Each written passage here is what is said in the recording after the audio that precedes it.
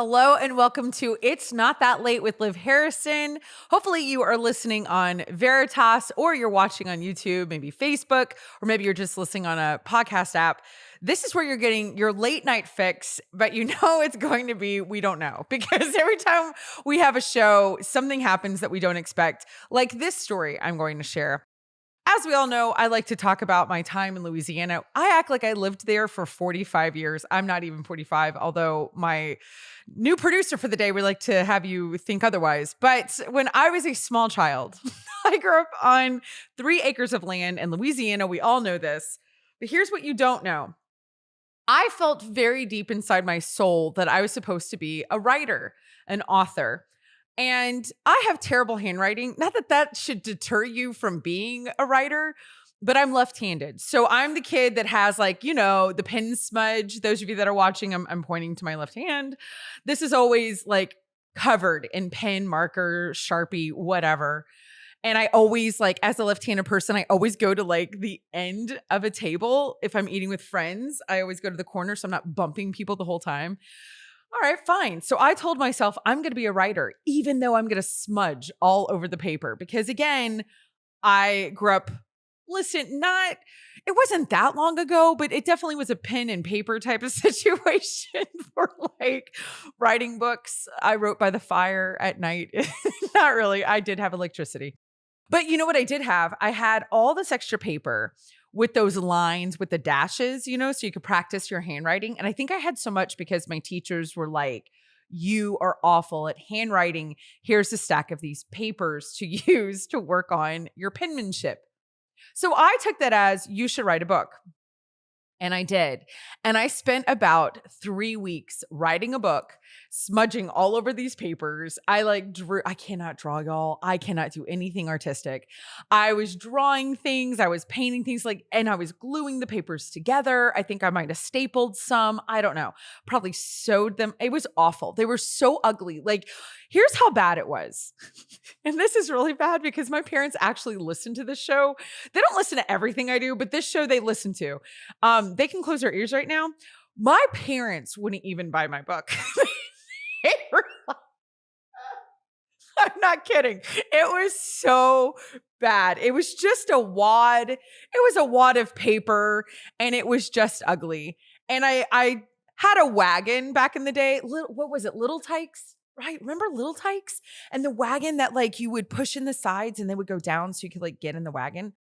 Well, I just filled it with all these books that I had written. And I literally went door to door to door on my street trying to sell these books.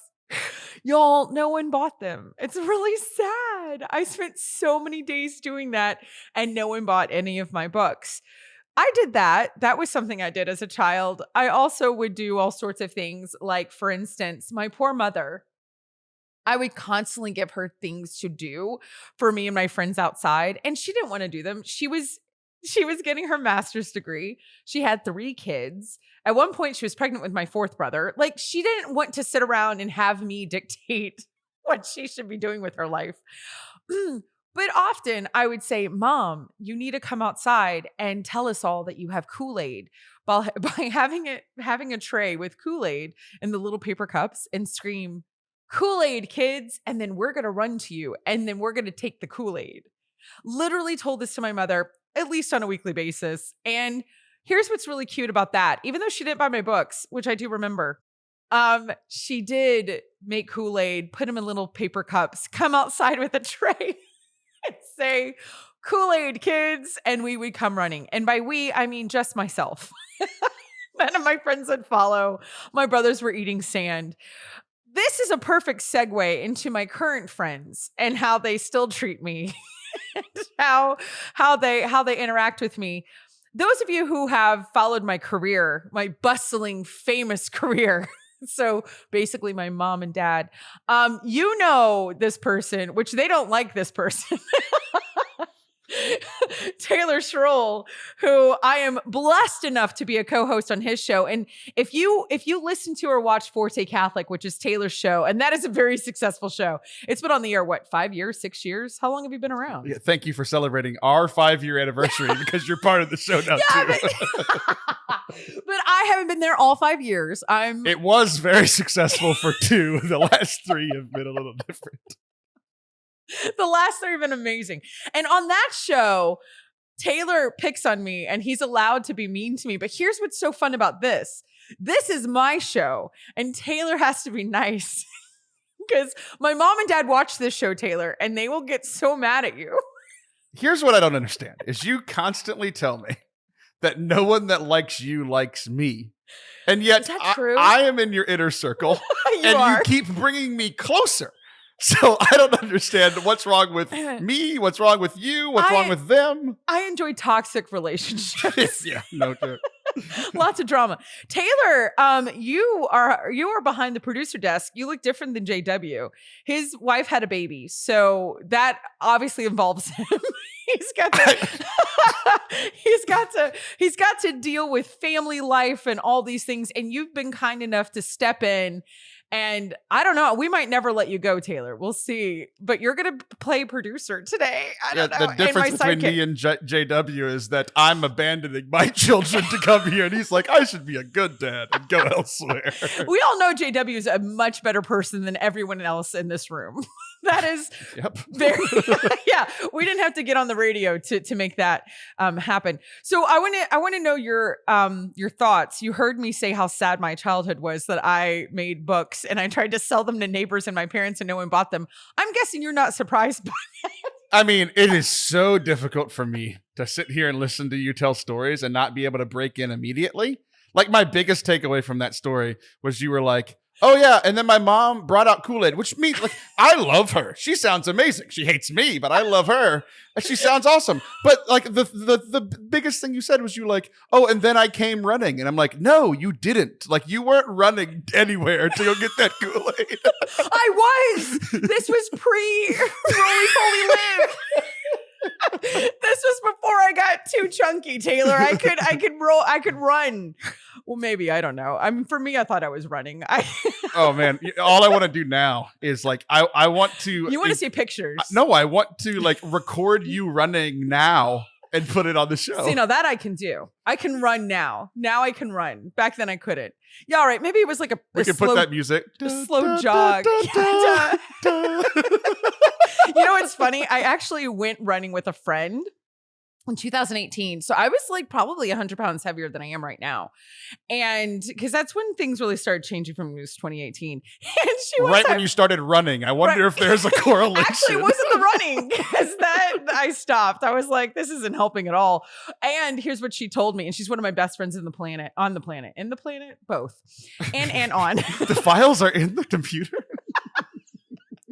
And she literally said to me, she goes, you're kind of more of like a fast walker. I was like, not even a jogger? And she was like, I wouldn't say that you're a jogger. And that's when I pieced out of running. Right. This weekend I was wearing my like Planet Fitness t-shirt. Yeah. And someone asked me, like legitimately asked me if I was wearing it ironically. And I was so sad. Taylor's like, no, I'm an affiliate. Yeah, exactly. They paid me to wear their shirt. I'm an influencer. I am the peak of fitness. Yeah, but you were a fit kid. Like, let's be honest. I was running to get the Kool-Aid. You were running to get the Kool-Aid. Yeah. You would have totally jogged. And we already know we probably wouldn't have been friends when we were little. But we're not friends now. Oh, Taylor, you can't be mean on my show. You have to be nice on my show or Tom and Vicky won't listen. Is the truth mean? Sometimes. He loves me so much. And my parents are going to love you because I tell them to. But tell me about when you were a little kid. Were you really athletic? Like, what did you make your mom do stuff? Like, did you draw books and try to like sell them to your parents? Did you make your mom, I don't know, come outside and say certain things? Were you a dramatic kid, Taylor? I was not a dramatic kid. I was an easy kid to parent until like my senior year. My mom would say I was difficult, but like I'm the only boy, definitely the easiest one to parent. Like I was pretty chill. Like literally all I did was go and work out and run and do things. So even when you were little, what did you play when you were little? Like what sports did you play? The ones with ball, the one that you did with no ball. Like I did all of the sports. You did all the sports. Yeah. Were you a scout or anything? Like did you do That's a no. Look how much we got to know Taylor in about 30 seconds. He played sports and there's no badge work. He doesn't know how to whittle. That's what I heard. You're not a camper. Are you an outdoorsy kind of a guy? JW is really into outdoors and he's super athletic. You were athletic. And now I sit inside, which is why I'm no longer athletic. But are you outdoorsy? I don't know this about you. Yes, you do. Do I? Here's what I want to know. You go to the lake. It's like, this is my first time being on this show behind the desk. I sat next to you for a while and you made fun of me then too. But what I don't understand is like, we have talked about this multiple times on my show. And I don't know if you're feigning ignorance or if you just are. Go with it, Taylor. It's a bit. Yeah. Oh, in that case, I love the outside. I love leaving electricity and air conditioning. You don't camp. You're not a camper. I do not. No, I know. This is where we connect. So that makes sense that you didn't do any badge work like Scoutmaster Nathan, which you need to watch those episodes if you haven't. They're kind of amazing because Nathan is all about the outdoors and all the things. So you never did anything like, were you the kid? Did you ever have like a lemonade stand or like, how did you pretend to make money when you were little? Like under 10? Oh, what did you try to do? Under to get 10, money? Under nothing. 10. But like when I maybe like a couple years later, like 12, 13, okay, I started a lawn mowing business. And you'll like this story, I think, because I did used to look different than I do now. And I think the primary reason that I was hired as the lawnmower for a lot of these suburban women is that I mowed my lawn without my shirt on. Oh, you were eye candy. You were like, what was his name? Patrick Dempsey. Yeah, me and Patrick Dempsey, real similar. Well, in Can't Buy Me Love, you might have been because he was not McDreamy back in the 80s, which you weren't even born then. I don't know what year you were born. You were born last week. I was an 80s baby. Were you really? I made it by 9 weeks. Are you serious? Yeah. You were born in 89? 89. Right before 90. Same. Correct. Listen, this is why people tune in because they just want to see what I don't know. And you already know it's a lot. I don't know so many things. That's why I married a financial advisor. He would know that was close to 1990. I was not born in 89, but we're going to leave that a mystery. Taylor likes to pretend that I'm like 78 years old.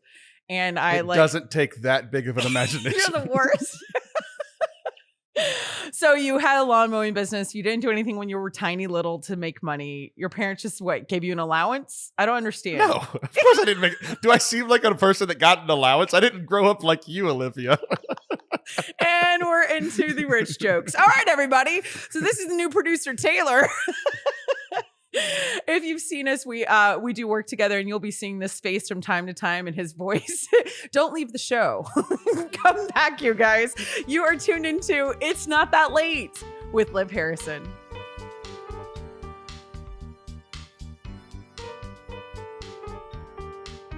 Welcome back to It's Not That Late with Liv Harrison, and I'm here with the great Kelly Mantoan, who I like to mispronounce her name. I really did think it was like the Mediterranean, whatever. I can't say it. Kelly, explain to me your name. Because when we were on the internet, I said it wrong and you corrected me online and now you're going to have to correct all the things I'm saying wrong. How do you say your name, Kelly? Hello, welcome to the show. It is Kelly Mantoan. Yeah, it's confusing because they put too many vowels in there. It's one of those Italian names, but it always throws people for a loop because it doesn't end with a vowel, but they put a lot in the middle. So, Mantoan. So we just add things, but it's just Kelly Mantoan. But you're not just Kelly Mantoan. Here's the thing. You need a spectacular name. Like, you really need something big and flashy, or you could be like a one-worded named kind of celebrity, like Cher or, I don't know, Oprah. Like, I think you could pull it off, Kel. You're coming from New Jersey, is that right? Like, we are not in the same state. I'm in Texas, you're in New Jersey, but we just saw each other not that long ago, a few weeks ago, and it was too much fun. I wanted to hang out with you all night. You make me laugh all the time. Thank you for coming and hanging out with me because that was super fun. But tell me, what is going on with you, friend? Because the last time, or let's just be honest, the only time I've ever met you in real life was at a Jen Fulweiler event. I can't go an episode of the show without saying Jen's name. So we got that out of the way. That's how I met you. And now you're kind of a big deal. You're like an author. You like have this online presence. I mean, Kelly, come on. How did you get started is what I really want to know. How did you get connected with Jen? And I'm going to bring up something about a monocle. What is that called? A monocle? Yeah. Is that what it's called? Yeah. So we're going to talk about that in a second. But yeah, what got you started in this whole little sector of the world of becoming a writer and a speaker and influencer? You influence me, Kel. Oh, wow. I'd like to know how I influence you. I don't think I have very good things to influence people in, but anyway, so yeah, it ties into Jen Fulweiler, just like you. I mean, back in the world of Catholic mommy blogging, that's how it started. And she was blogging and I was blogging, and we connected online, and she held the Adele events and I was at the Adele events, some of them. But basically I just blogged. I share a lot about my family, some of it ridiculous, some of it serious. But I have 2 children with disabilities, so I share a lot about that as well. And from that, I had this idea to write a book. And it was actually Jen who told me over drinks on my birthday once. She's like, you really need to write this down, because I was in a plane recently and there was a lot of turbulence and I really thought it was going to go down. And I was just so glad that my story was at least out there. And she's like, you have to put your story down. So I was like, wow, I need to write this book before I die in some like tragedy. That was my takeaway after a few drinks is, holy crap, I got to write this book before something awful happens. Before death. And everyone who's getting on a plane right now is now writing things down on a cocktail napkin because just in case something happens. So that is hilarious. So you did. So you listened to Jen Fulweiler and you wrote a book. I did. And it just came out. But you were a big deal at Adele. Like, weren't you the MC for Adele? I feel like, or did I make that up? You made that up. But at the I made that up. Okay, great. The second Adele, I was actually a speaker. I gave a talk. It was like my largest speaking thing at that point. And I was like, I got up at the podium like, I'm holding the air sickness bag from the airplane I flew in on because I might not make it through this talk without totally throwing up. I was so nervous. That's hilarious. You were great. I just remember. So Adele was a conference that happened, I don't know, 2016, 15, 17, 18, I don't know, a couple of times. And 2018 is when my career started because of Adele. But it was a conference put on by Jen Fulweiler and Hallie Lord for all of their mommy blogger friends that followed them and who were also fellow mommy bloggers. I don't read mommy blogs and I don't write one. I had no business being at that conference. You know why I was there, Kelly? Because I had tremendous FOMO. I was so mad at everyone because they all had these cute little printouts that said, I'm going to Adele. And I was so jealous, which I don't think we believe in. I think that's actually something we're like against. But I was like so jealous. I wanted a ticket and it was an expensive ticket. And I bought one just so I wasn't left out. I had no idea who any of y'all were. I didn't know who Jen was, Hallie, you. I didn't know anything. And I went, and that's how the whole thing got started for me. But you gave a talk. Do you remember what you spoke on at that conference at all? Or were you just trying not to vomit? No, I do remember. I talked on because Jen had a link up 7 quick takes, which now I run 7 quick takes. And so I stuck with 7 and I was like, 7 ways to rock your vocation like a boss. And basically just this overall, like, we are strong, powerful Catholic women, like that kind of vibe, you know, we can do all things. So that was my talk. And I didn't throw up. Spoiler, didn't throw up. And it went really well. It was really well received. So yeah, no, I became a fan. Here's what I loved about you, Kel, is that you're not like the other mommy bloggers. No offense. I could tell from the beginning, totally out of the box, different than all the other cats and kittens. For instance, there's some pictures of you at the Yale Club in New York City, right? Wasn't it the Yale Club? And you're wearing a top hat and a monocle. And I think you had a cane. I just make sure that I have all the props correct. And why? Because that's when you really got on my radar. If I was like, she's fun. I was like, she's not like the other moms. What was that? Yeah, so it was Jen's, one of her books. I think it was her second one. The name escapes me, but she had a book release party at the Yale Club. And so I was like, oh, I'm gonna go to that. I'm gonna pop on the train, go up there, but I'm coming as the Monopoly man because it's Yale Club. It's like hoity-toity. And so Oh. I had a top hat, I had a tuxedo jacket, I had a bow tie, and I had a little like on a stick, like monocle mustache thing. And so I show up at the Yale Club and I walk in and people are just, and I have a cane too, gold topped cane. And I walk in and people are just like looking at me because I'm like, oh, I guess it's not just book people that are here. There's like other Yale Club people here. And I walk in with my props and I was like, hey, I'm going to a book signing thing. There was another book signing there too. Some guy had some like natural history book, which was like really scientific and complex. And I was like, no, I'm here for the one with Jen Fulwiler, like props. And she's introducing me to all these people like, oh, here's Kelly Mantoan as the Monopoly man. And people are just like, who is this person? Why is she here? What is going on? No one there read blogs either. They were all fans of her radio show. And so I was just this weird person with props, but it was a good time. It was fun. We wound up then getting drinks afterwards and taking some pictures, and it was fun. It was a good fun. It got silly. I feel like you and Joe Fulwiler kind of connected that night with although maybe, I don't know, I could have made that up. I thought that was hilarious. I was like, so you kind of inspired me when Jen had her big like filming thing in Chicago. I went up there and the after party, the VIP, was in a speakeasy. So I made sure to dress up as a speakeasy person. Like, I don't know, like the 1920s, I had a wig and I had like a flapper dress. And I would like to say that was my homage to you, Kelly. That was you influenced me. See what I just did? I brought it back around. Nice. That's a good influence. I guess that's a good influence thing. It's not like you did something like awful or terrible. Like you did something. No. Yeah. I just wanted to dress up. So when I saw you the other night, we had so much fun because here's the thing. Both of us are not like the other people in the Catholic world. Do you find yourself kind of always a little bit off to the side? Like, do you feel like you fit into boxes, Kelly, like when you're out with people? Or do you feel like, nah, I'm just kind of my own drummer, my own thing? I'm way out there. I'm way out there in my own little category. I've got my own little box on a shelf somewhere far away from all the other boxes on the shelves.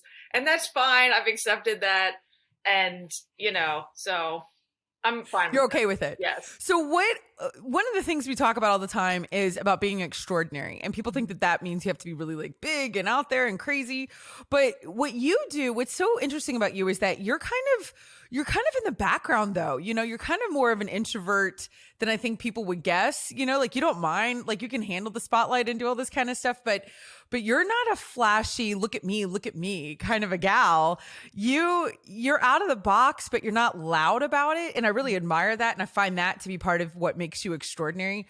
So my question to you is how do you give yourself permission to be extraordinary, Kelly? How do you give yourself permission to not fit in one of those boxes? Well, I was just doing another interview and someone asked me about like a favorite saint of mine. And I said, Saint Hildegard. And I think she's a good example of this because, she lived in the Middle Ages. She was a nun, but she was a writer. She was a speaker. She traveled. Gave advice to kings, popes. She was a composer. She was wrote about medicine and treated people. Like she did not fit in any box, but she was really like obedient and, she knew what her vocation was. Like she was a nun, you know what I mean? That was her primary vocation. And so she was also very humble. And so I think that's what it is. Like, I know what my primary vocation is. Like, I'm a mom and I have a lot of duties at home and I love to write and I love to speak and I love to be silly and do all those things. But like, I also have to remember to be humble and like, stay within, what I'm supposed to be doing. Anything that really pulls me too far outside of my primary vocation might be too much of a distraction. So I just remember like Hildegard just did what she wanted to do. And now she's a doctor of the church. And so I do what I can do within the confines of what I have. And, God will make it as big or as little or whatever as he wants to do with it. So No, I love that. What I do. No, I think that's fantastic. And I'm glad you kind of talked more about her because she's definitely one that not everybody knows as well. You know, you hear her name, but you never really know much about her. I want to hear about your book. I want you to share because it just got released, right? Am I right? Like it's been this year, this fall. Like it just got here. It's kind of a big deal. It's a new thing. I want to hear the title. I want to hear what it's about. So give me your elevator speech on your book, Kelly. You have it? Yeah, there you go. I'm prepared. My book is Better Than Okay, Finding Joy as a Special Needs Parent.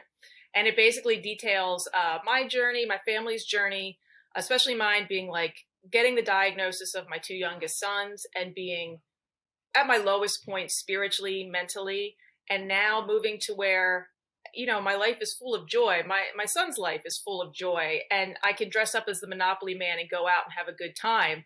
There was a point early on when I thought I could never smile again. Like, how could I ever have joy in my life when my sons had this horrible diagnosis? And so the book walks you through how I moved from that to where I am now and how God helped, you know, me and my family through all that. And, you know, so it's helpful to other special needs parents so they're not stuck in that frame of mind. But also it's really good for other people that just want to understand what special needs parents are going through so they know how to help them and relate to them.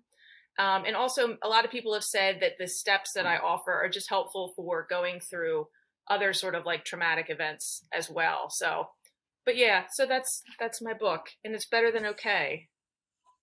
Can people get it on Amazon? Yeah. It's Better Than Okay? Yes. Get it on I don't know where we buy books if we can't get it on Amazon. I mean, what if someone says no? Then we have no options. You can come to my house. You can knock on my door, say, hi, I would like a few copies. And I'll be like, sure. And I'll waddle out my bathrobe and I'll sign them for you. And you can Venmo me a little bit. Fine. Oh, I love it. I love that you added that. That's very current. Actually, I'm glad that you just said something so current and hip because I want to come back and I want to play a game with you because I know as a special needs parent of two children, all you do is sit down and read current events. I know you are up to date on all things current events. So I mean, I'm pretty sure you're going to nail this game and actually watch you out, you know, just don't be nervous. It's going to be fantastic. Kelly, will you come back and play a game with me when we come back? I guess so. Fantastic. You guys, you are tuned into It's Not That Late with Liv Harrison.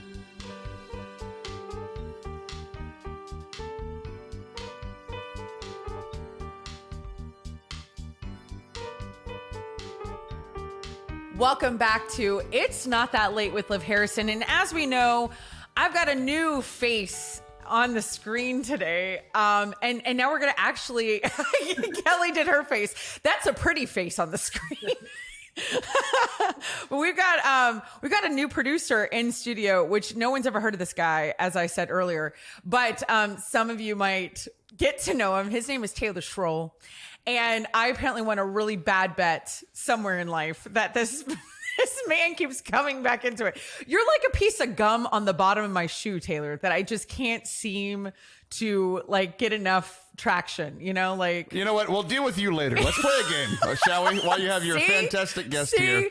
We're going to play a game. Taylor is going to be in charge. He's so excited. Go ahead, Taylor. All yours. So there are fake stories and real stories. And all I'm going to do is read you the articles.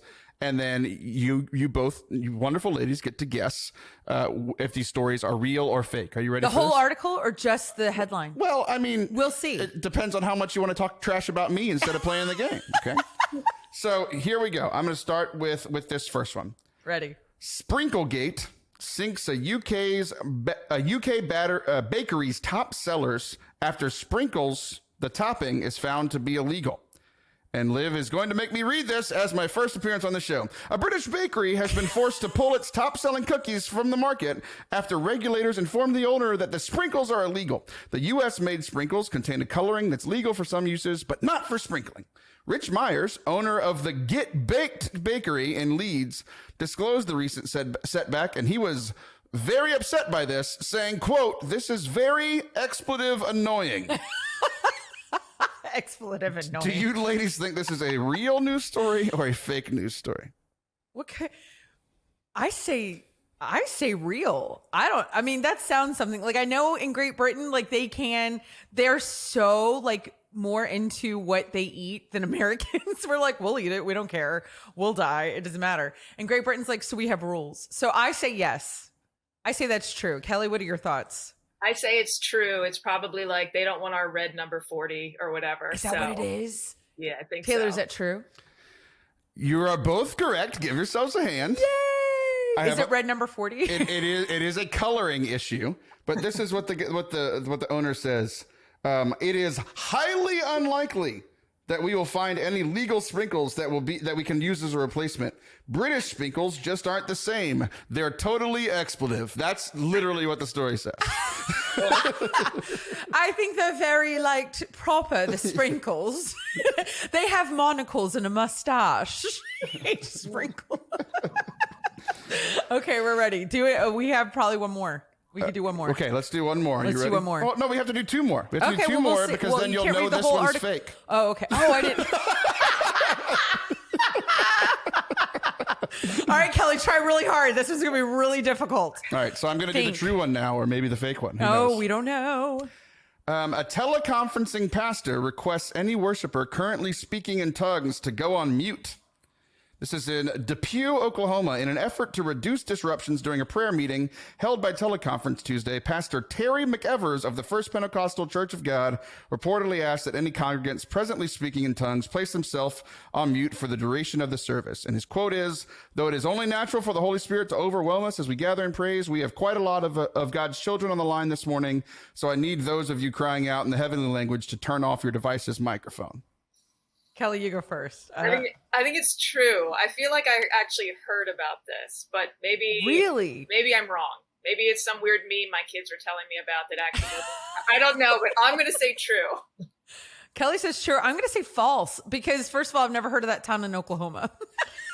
That's what did it for you. That's what did it for me. We all know from, if anybody's listened to the show more than once, I'm amazing at geography. And by that, I mean, I'm awful. So what is it, Taylor? So Kelly was correct in that she has heard of this person, but unfortunately she heard about it on The Onion. So Liv got it right. And the Onion's a fake thing, right? It is a fake thing. You're right. Well, onions are real, but you wouldn't know that because you've never cooked in the kitchen. But that's a whole other thing. I do love real onions. The one made by God. Those I like. That's hilarious. Okay, so you have another one for us? Yes, final one. Don't Final tell one. us. So we had one true and one false. That means we this don't one is know. one of the two. Okay. A New Zealand city is taking its official wizard off the payroll after 2 decades. And there's a lovely picture. Christchurch, New Zealand is parting ways with its official city wizard after more than 2 decades. His offensive remarks about women and the local government's new tourism strategy reportedly spelled his doom.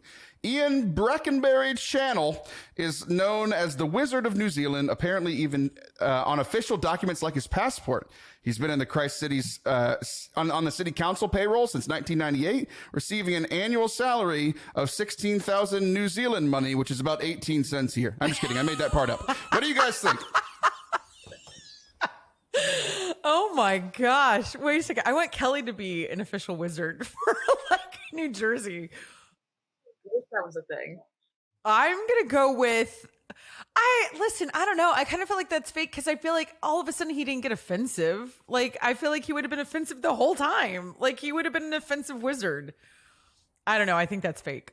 Kel, what are your thoughts? And this is totally true. I heard my son, this is how I know current events because my older kids send me all this weird stuff. So I feel like, although maybe it's another Onion or maybe the Babylon Bee or whatever, but I am like, I have heard about this. Kelly says true. I've heard about this. I think it's true. All right. Again, Liv trying to get me canceled in my first ever appearance behind this side of the microphone. This is true. Is it really? This is a real thing. And this is a quote from the wizard, not from Taylor Schroll. Make sure you believe it. I love women. I forgive them all the time. I've never struck one yet. Never strike a woman because they bruise too easily is the first thing, and they'll tell their neighbors and their friends, and then you're in big trouble. He said that? He did. That's why he's no longer the official wizard. I mean, he's still a wizard, obviously. Obviously. Be gone, your magic has no power here. Wow, he sounds fun at a party, Kel. Get him to the Yale Club. Exactly. Oh my gosh. Okay, well, that was shocking. I actually know no current events. I'm thinking current events are like, I heard that Kanye changed his name. That's a current event. I heard that. Does that count? And I heard like Kourtney Kardashian got engaged to Travis Barker. What's his name, Taylor? I don't know. Barker. Segment over. Apparently all I know are the Kardashians. This is so sad. Kelly, I think that it's fantastic that you know more about all of this than I do. I want to come back and I want to talk about a little tiny, little minuscule thing that happened in your life. You might remember it. It was just a bleep. The OSV Innovative Challenge. Can we talk about that whenever we come back? What do you think about that? We kind of put our brains back into our heads. Sure. I'd love to share that experience, relive that. Perfect. Okay, so you guys don't go anywhere. We're talking to Kelly Mantoan, and you are listening to It's Not That Late with Liv Harrison.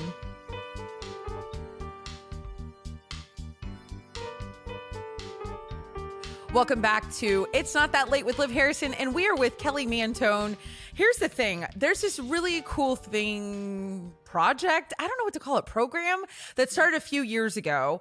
It's definitely pre-pandemic, but it kind of got lost in the pandemic, I would think.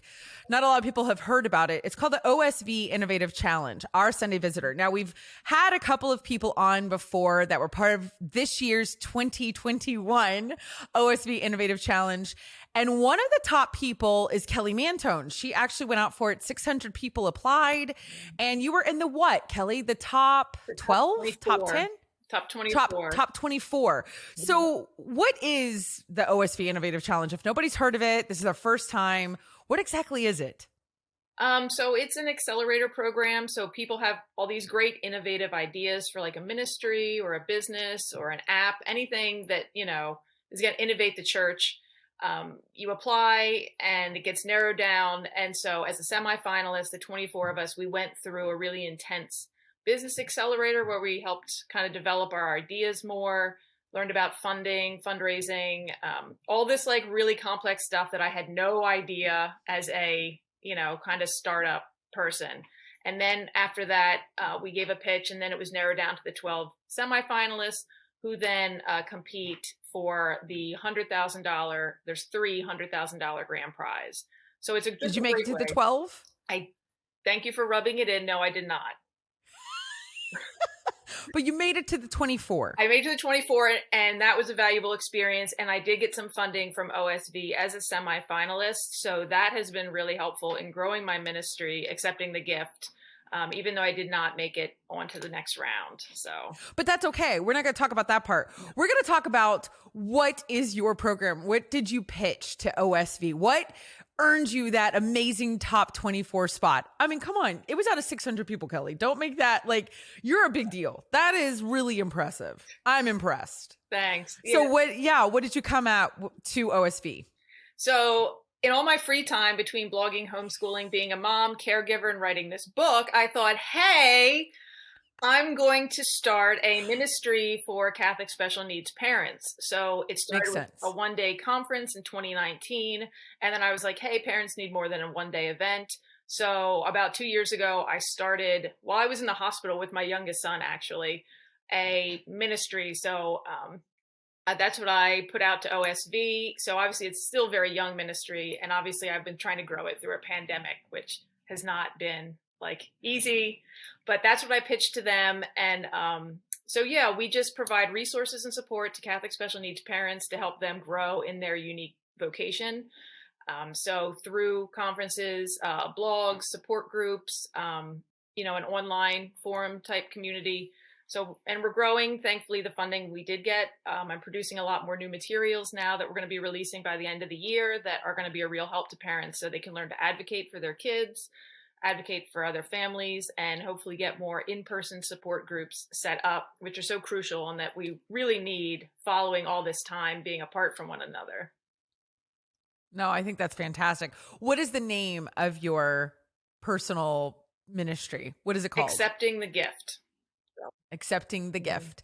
So where can people go to find your book, you're speaking, you're accepting the gift, all things Kelly All Mantoan. these Where can they things. go? So my ministry can be found at acceptingthegift.org. You can also find us on Facebook by searching Accepting the Gift. That'll show you our, you can join our private Facebook group if you're a parent. And then you can find me personally on social media, Twitter, Instagram, Facebook. I'm either at Kelly Mantoan or at This Ain't the Lyceum. My blog is thisain'tthelyceum.org.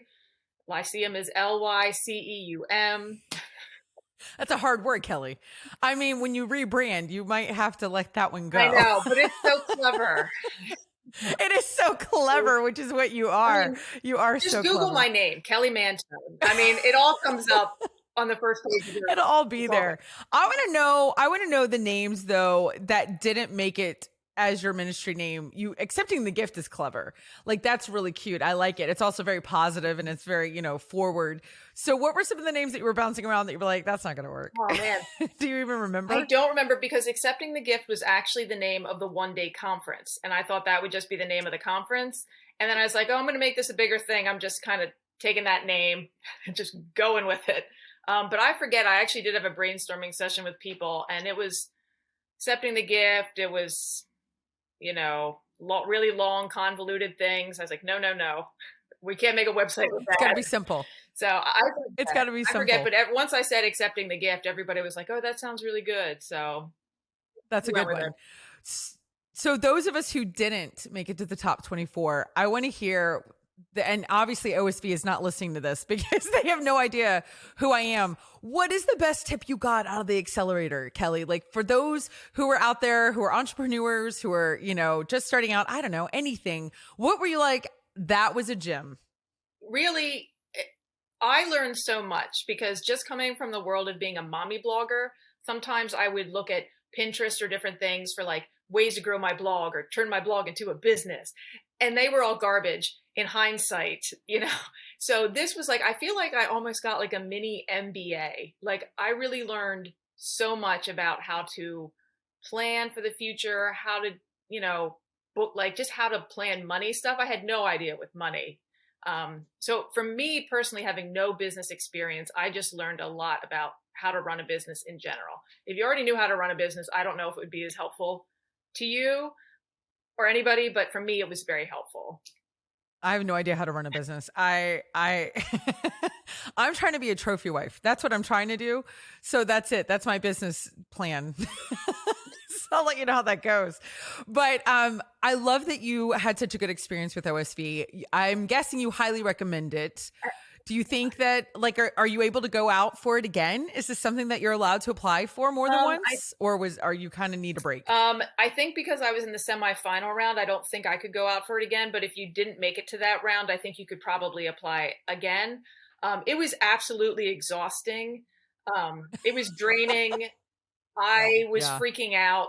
So the deadline was the end of August. And basically I spent half of August in a panic and my house was a disaster. And, I homeschool and I was trying to start homeschooling in August. And I was like, we're not starting this week. Like, we're just not starting, and go outside, get away from me. So it was very, very So hard. It's bringing families together. OSV is what I mean. Not the accelerator so much, but it was very hard. So you have to be willing to commit a lot of time to it. So again, That's good to know. There were people in it that had like a whole team of people that were entering with their team. And so they could all take parts of it. And for me, it's just me doing everything all the time. And it was exhausting. So I would. But you did it. You got some money. And now we can hear about all your things. You guys, I want you to go and find Kelly Mantoan all over the internet. If you are a special needs parent, or if you have friends who have children that have special needs, she's our go-to. You're like our token. Is that okay? Can you just be that for all of us, Kelly? I'm happy to be that token person. Come to me with all your questions and whatnot. I love it.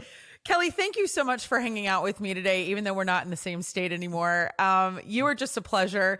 I've had so much fun. You guys, thank you for tuning in to It's Not That Late with Liv Harrison. We'll be right back.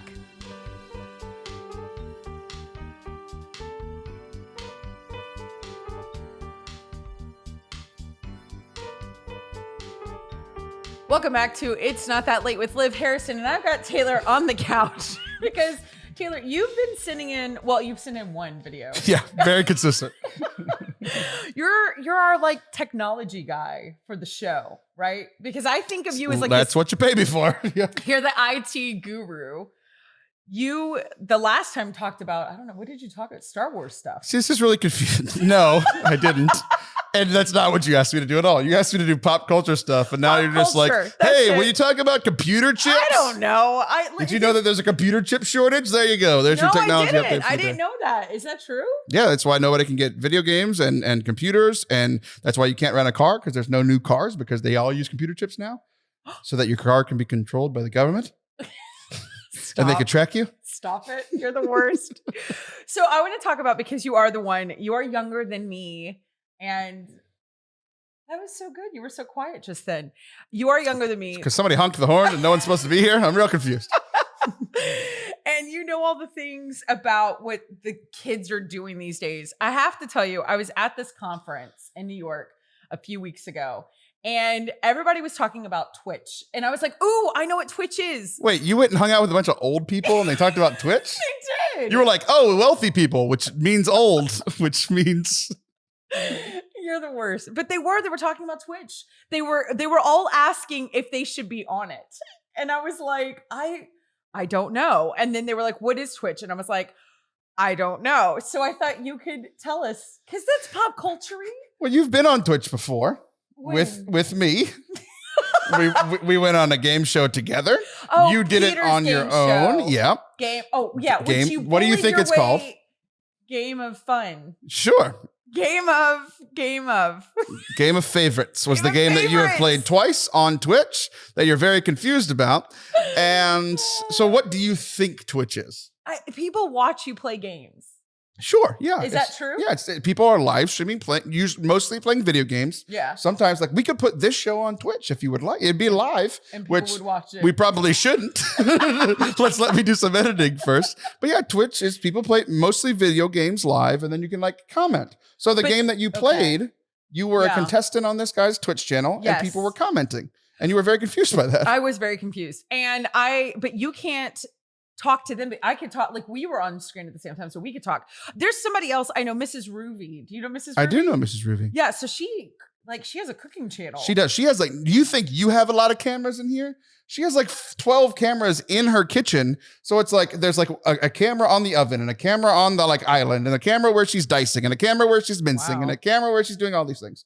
And yeah, she cooks for hours and people love it. Yeah. Okay, but what is the point?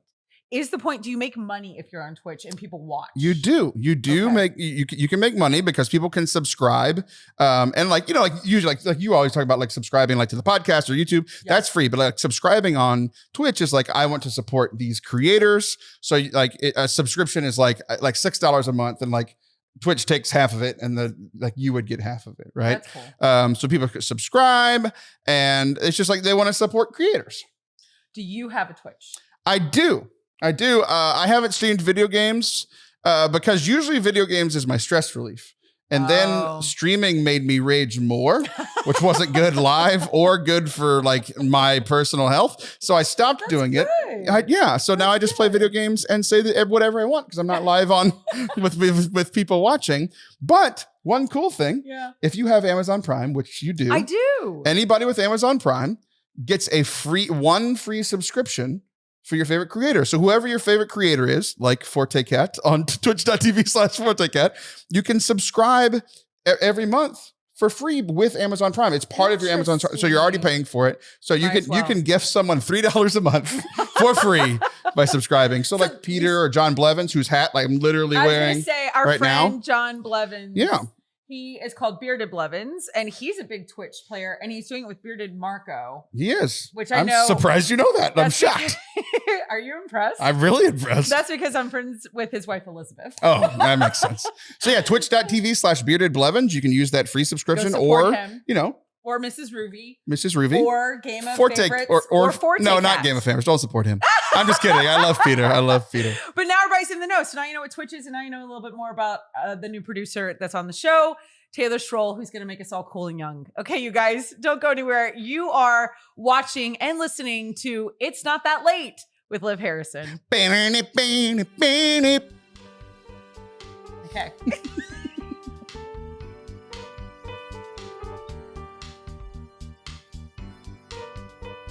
Welcome back to It's Not That Late with Liv Harrison. You guys, today was a big day. We have Taylor Schroll coming in as a producer. We'll see if my parents allow him to stay.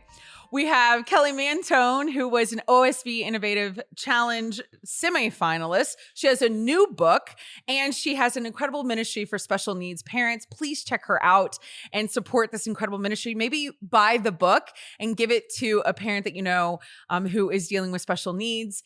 They need more support than a lot of us even understand. And if you are dealing with that, know that we're praying for you and we're here for you. We can connect you with any links or any connections that you need. Just reach out. Also, on the show, we kind of had a fun time bringing up a couple of things with current events. I want you all to just relax and to take in these next couple of weeks as we kind of finish out 2021 and just be with your family. You know, I loved what Kelly said about it. Her primary vocation is being a mom and being a wife and doing what that is and what that means. This time of year gets kind of crazy. Don't lose yourself. We need you. That's what's really important. I really want to thank you for tuning in on Veritas 1350 AM if you're in the tri-state area. I think it's just Connecticut and Long Island that get the show, but we're going to say tri-state. It sounds really important. Or if you're listening on the app, guys, I need you to subscribe on YouTube. I need you to watch on Facebook. I need you to subscribe on the podcast apps. We collect all this data so that we know how it's going. So please share the show. It's Not That Late with Liv Harrison. I will be doing some live shows pretty soon, and you can come be part of the audience in someplace besides Houston. So tune in. You're going to want to get those details. Thank you so much. Guys, don't forget to give yourself permission to be extraordinary. See you next time on It's Not That Late with Liv Harrison.